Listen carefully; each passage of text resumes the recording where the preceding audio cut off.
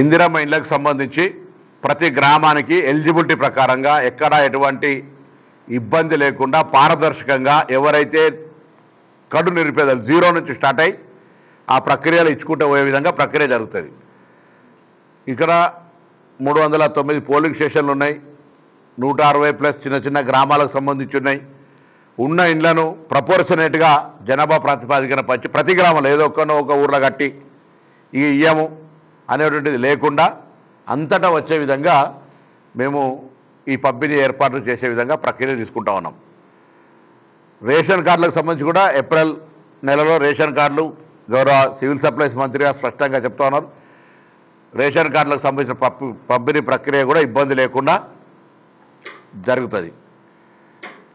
రైతు భరోసా కార్యక్రమము ఇప్పుడు 4 ఎకరాల కూడా మిగతా వాళ్ళందరికీ కూడా రైతు భరోసా కార్యక్రమం తప్పకుండా ప్రభుత్వం బాధ్యత రైతు భరోసా కార్యక్రమాన్ని కూడా వేయడం జరుగుతుంది. ఉపాధి హామీ ఎవరైతే నిబంధనల ప్రకారంగా భూమి లేని వాళ్ళు 24 రోజుల్లో 30 రోజుల్లో నిబంధనల ప్రకారంగా చేసిరో వాళ్ళందరికీ కూడా మొదటి దశ 6,000 రూపాయలు పడ్డాయి. ఇంకెవరైనా పడనోళ్ళు ఉంటే సంబంధిత MDO కార్యాలయంలో చెప్పుకునేటువంటి అవకాశం ఉంది. ఈ విధంగా కార్యక్రమాలను మహిళలకు ఉచిత బస్సు కానీ లేకపోతే 200 యూనిట్లు కానీ లేకపోతే గతంలో అనేక కార్యక్రమాలకు సంబంధించి ఇవన్నీ కూడా కార్యక్రమాలను ముందుకు పోయే విధంగా తీసుకొని పోతా ఉన్నాం. ఎక్కడైనా ఈ అభివృద్ధి పథకాలకు సంబంధించిన విషయం ఇబ్బంది వస్తే డెఫినెట్లీ వాటన్నిటి పట్ల మా కార్యాలయంలో కానీ మండలాల్లో ఉన్నటువంటి మండల శాఖ అధికారులకు మా పార్టీ నాయకులకు కానీ కార్యకర్తలకు కూడా చెప్పమని చెప్పి సందర్భంగా విజ్ఞప్తి చేస్తూ ఉన్నాం. మన నిన్ననే మా నియోజకవర్గానికి సంబంధించిన 1,200 ఎంతోనో చెక్స్ వచ్చినాయి సీఎం రిలీఫ్ ఫండ్. ఇవాళ అన్నీ అక్కడ ప్రపోర్షనేట్ అవుతున్నాయి. ఇవన్నీ కూడా మళ్ళీ చెక్స్ అన్నీ కూడా మా మండలాలలో ఉగాది పూట రేపు 1,000 చెక్కుల పంపిణీ కూడా గ్రామాలలో కంపల్సరీ జరుగుతుంది. సీఎం రిలీఫ్ ఫండ్కు సంబంధించిన అన్ని ఉగాది పూట చేయమంటున్నాం.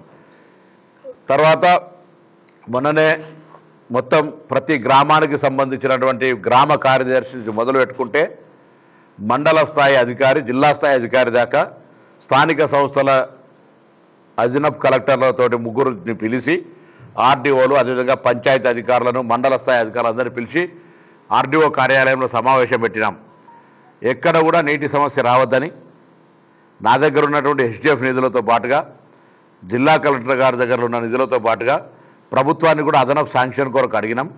ఆ నిధులైనా ఎక్కడ ఇబ్బంది లేకుండా చూసే బాధ్యత మాది, ప్రభుత్వానిది, మా స్థానిక కాంగ్రెస్ నాయకత్వది. నేను ఈ సందర్భంగా విజ్ఞప్తి ఏం చేస్తున్నా అంటే ఎక్కడైనా ఒకవేళ ఎండాకాలం బాగుంది గ్రౌండ్ వాటర్ పడిపోయి ఎక్కడైనా ఇబ్బంది కలిగితే తాత్కాలిక ఏర్పాట్లు చేయడానికి మోటార్ కాలినా ఇంకోటి చేసినా నేను నా బాధ్యతగా నేను వాటిని వెంటనే రెక్టిఫై చేస్తా. బట్ పొలిటికల్ మోటివేట్ తోటి ఉదాహరణకు సముద్రాలు 10 ఇండ్లు ఉంటాయి, దానికి సంబంధించిన బోర్ ఉంది, వాళ్ళు ఇక్కడ ప్రాసెస్లోనే ఉన్నారు. పొలిటికల్ మోటివేట్ తోటి రోడ్డుకి వచ్చారు. నేనేమంటున్నా దాంతో లాభం లేదు. సమస్య పరిష్కారం కొరకు మీరు చెప్పినాక చేయకపోతే అడగండి. నేను మీటింగ్లో ఒకటే 2 ఫిక్స్ చేసినాం. సమస్య ఉంటే గ్రామ కార్యదర్శికి చెప్పండి, గ్రామ కార్యదర్శి మండల స్థాయి అధికారి సమస్య పరిష్కరించగలగండి, లేదంటే జిల్లాధికారుల దృష్టికి తీసుకుపోతే నా దృష్టికి తేండి, మేము వాటిని పరిష్కరించే బాధ్యత మాది. జనరల్ సామధాన భేద దండాలను మీరు చెప్పకుండానే అనవసరంగా లాస్ట్ చేసుకోకండి. మేము చెప్పినాక కూడా మీకు పరిష్కారం కాకపోతే మీరు యూ కెన్ రైట్. ప్రజాస్వామిక హక్కు నిరసన చెప్పే హక్కు ఉంది. ప్రజాస్వామిక హక్కును నిరసన చెప్పే హక్కును ముందుగా సమాచారము హాస్యను మొత్తం ప్రతి గ్రామంలో గల్లీలో నీళ్లు జరుగుతున్నాయి అనేటువంటి చూడమనే మామూలుగా చెప్పినాం. ఒకవేళ నా దృష్టికి రాకపోతే వాటినే మీరు పోయి నా దృష్టికి వచ్చినాక పరిష్కారం కాకపోతే మీరు చేసుకోమని చెప్తాను. ఈ విధంగా త్రాగునీటి సమస్య కావచ్చు, ఇండ్ల నిర్మాణం సంబంధించి, రేషన్ కార్డులకు సంబంధించి, ఇరిగేషన్ సంబంధించి, ఇవన్నీ మిగతా ఇన్ఫ్రాస్ట్రక్చర్ సీసీ రోడ్లకు సంబంధించి కూడా మేము ఈజీఎస్ కింద కానీ పంచాయతీరాజ్ కింద కానీ R&B కింద కానీ అనేక కార్యక్రమాలు తీసుకున్నాం. త్వరలో కోమటిరెడ్డి వెంకటరెడ్డి గారి ద్వారా ఆ ఫేజ్ 2 టెండర్ అయిపోయింది. కరీంనగర్ హుస్నాబాద్ 4 లైన్ల రహదారికి దాన్ని కూడా ఫౌండేషన్ చేసుకుంటాం.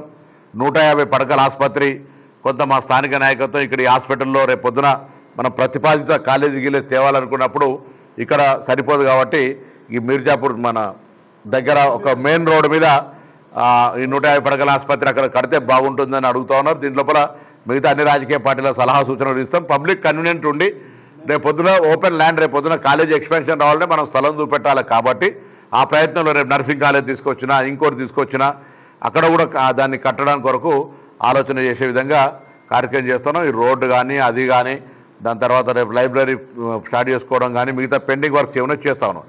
దాంతోపాటుగా హుస్నాబాద్ ప్రాంత ప్రజలు చాలా కాలంగా నేను 75 సంవత్సరాల మా బడి ఉత్సవాల్లో పాల్గొన్నప్పుడు కూడా కొన్ని కోరికలు కోరుకున్నారు. ఇక్కడ ఏదైనా విద్యా సంస్థ బాగుంటుందని ఆ సమావేశం లోపల అందరి స్థానిక యొక్క వక్తల స్థానిక యొక్క పూర్వ విద్యార్థుల ఆకాంక్ష.